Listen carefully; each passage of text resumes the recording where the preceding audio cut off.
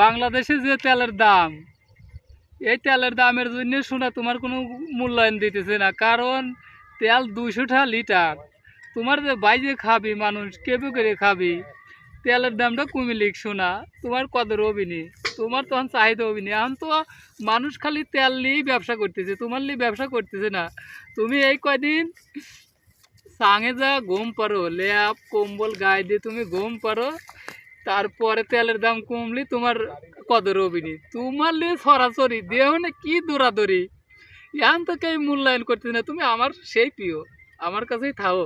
তোমার আজকে সাঙে ফাইন করিয়া 2-3টে ল্যাপ কম্বল গায়ে দিয়ে তোমার শোয়াত হবো, তুমি আরামে ঘুম পড়ো, রেস্ট করো।